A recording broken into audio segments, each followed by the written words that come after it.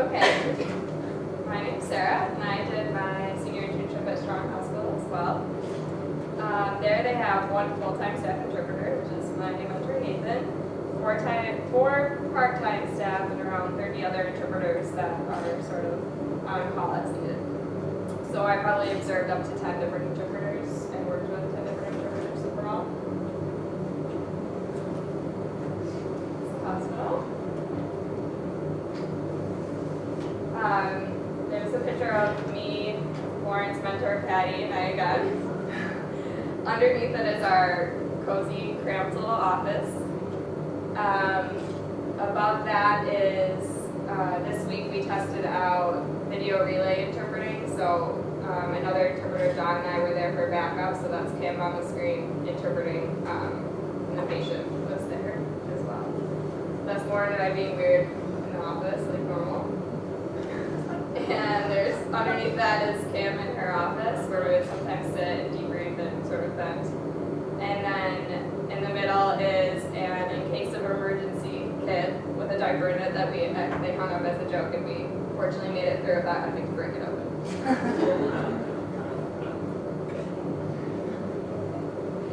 So how I found my mentor.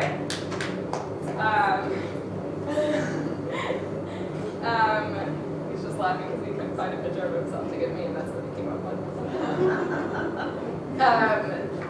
So I first talked with Lauren about her field period that she did with Nathan. And I also talked to Keith, a previous senior who had Nathan as his mentor as well. I thought it was a cool placement. So I emailed Elizabeth Ballard, who's the manager of the interpreting services, and Kim Mariel, the lead interpreter. And they told me that Nathan was willing to be my mentor for the whole semester. So before I went to my internship, I observed Nathan once beforehand and got to know what it was like in the hospital. And I also sent him a video of my work as well. For my hours, I completed over 70 out of the 50 A hours, which is hands-up interpreting. And for my B work, which is debriefing and discussions in the office, assigning of weird sign names, talking to interpreters about their strange VRS experiences, things like that. 260.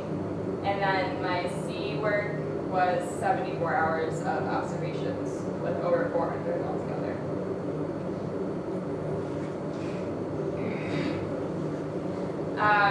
Hardest lessons I learned.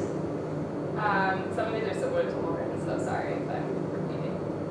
But so one day I was with Patty, Lauren's mentor, and we got paged up to see a patient who had just got done with surgery. And she told me beforehand that this patient had something called neurofibromatosis. Yep, those are the words we kind of had to finger spell. That's what we were dealing with.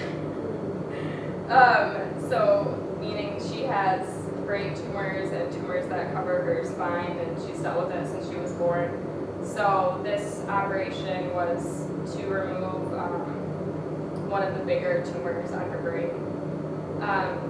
So we went up there, and when we got in the room, I could instantly see like the patient had her hair shaved off, and I saw a big incision on the side of her head, and I was instantly freaked out. So the nurse was standing there trying to ask her all these different questions about her pain and medication and things like that, and she just wasn't with it at all. She was hallucinating, talking about the devil and hell and all these scary things, and just talking about how badly she wanted to see her 9-month-old baby girl. So I was just in complete shock when I was in there, and the patient was just so out of it, and eventually she fell back to sleep while we were up there. So after,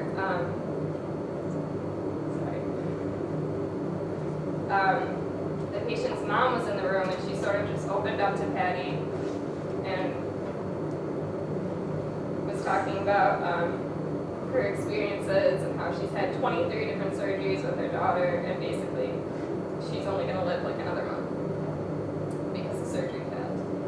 So that was just a lot for me, like knowing she has a 9-month-old baby and she's going home with hospice.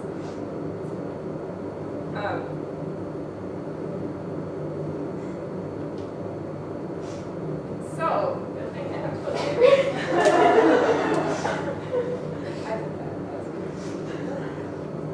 So, when we got out, I sort of just let it all out, and we went back to Kim's office and talked about everything. And I realized, like, there's some situations that you're going to have emotional connections to, and it's okay to step out of your interpreting role sometimes, like Patty did. Okay. Next one is not everyone will like you.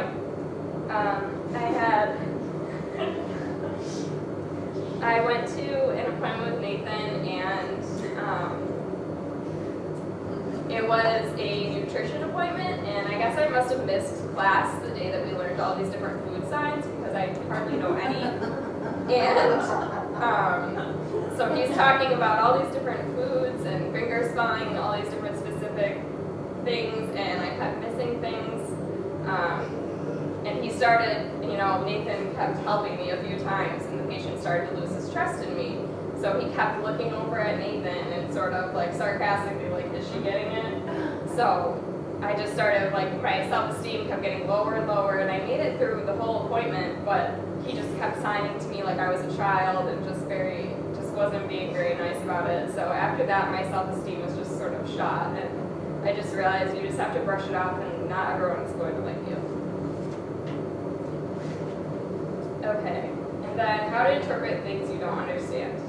This was something kind of hard for me to realize because while we're practicing in the program, a lot of the material we used was just things we were already familiar with. There wasn't something way out there, and in the medical field, it's impossible to have background information about every single thing because medical terminology and certain situations, there's just no way you can be prepared for it.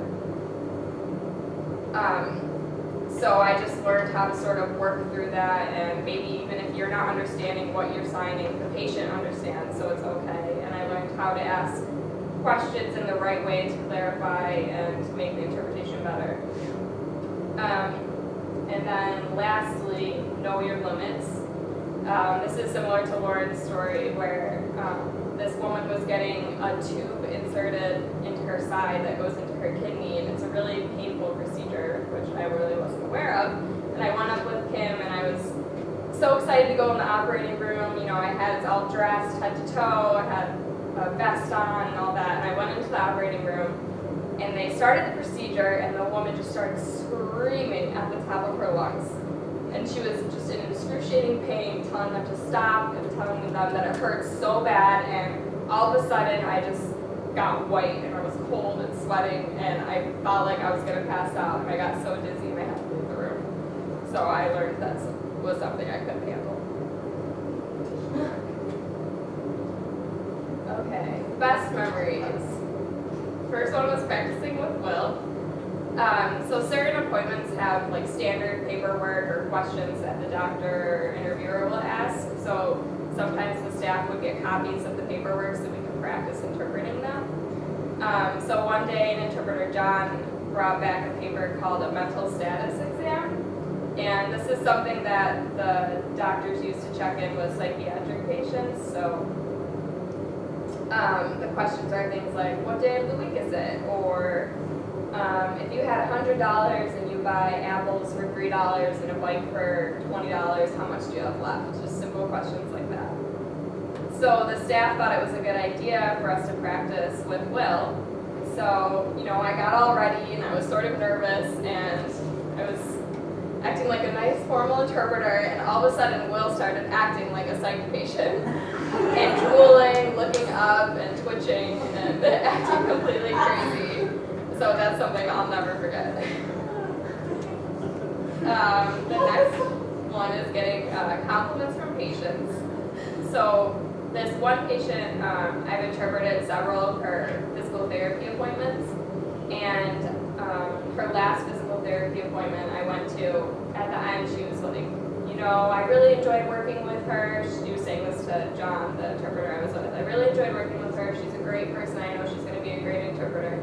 So that just felt really good to hear from a patient without someone asking her to give me feedback. And then CDI work. Will told the story. He did the same thing to me that he did to Lauren. One day I went to go observe an appointment with Will and Nathan, and we were sitting in the waiting room, and the patient was having trouble filling out his paperwork. And so I was just sitting sort of off to the side watching them interpret, and then all of a sudden I look over and I see Will say, "Oh, Nathan's tired, we're gonna switch." And I was like, "What?" And I hadn't interpreted much at this point, let alone worked with a CDI, and I wasn't ready for it at all. So he forced me pretty much to interpret the appointment, and I made it through, and then I was really nervous, but at the end I was really happy I did it, because it was a great experience working with a CDI. And lastly was when I saw a C-section. So a lot of times when something cool is on the schedule, Lauren and I will call it. So we'll see it on the schedule and say, "Oh, I'm going to that," or she'll call it before me and I can't go. So there was a woman, Laurette, that she talked about. I knew that her due date was coming up, so I told him, "I call it, I'm going to that birth." And when the day came around, I was still home. I wasn't in the office yet, and they texted me and said, "Are you going to be here soon? She's going to have the baby." And I said, "Oh, no, I guess Lauren's going to have to go." So I was so upset, like overly upset that I missed it. I'm sorry. I'm really sorry. It was just really awesome. But luckily, the very next day, there was a woman that came in for a C-section. So I sort of got to see a birth after all. And I went in there, got all suited up, and I saw them cut her stomach open and take a baby out, and that's like something I will never forget. And I didn't feel nauseous or anything. I was so proud of myself. Okay, so advice for next year's seniors. Learn how to and be prepared to analyze your work. I realized it helps to understand your own thought process when you're interpreting, and it helps to make you a better interpreter, so I wish I had started doing this earlier, so I definitely think that's a good suggestion. Don't be afraid to fail, because your mentor is always there for you. Challenge yourself. At one point in my internship, I just sort of was like at a plateau where like I was doing fine, but I wasn't getting any better, and I could be doing better. So I feel like it's important to just always want to be better, and maybe you can interpret something one way, but you should always challenge yourself to try it in a different way. And lastly, have fun. I had so much fun working with all these different interpreters and different kinds of deaf people, and I'll never forget them. And I think I'm speaking for both Lauren and I that we never really felt like students, we felt like team members.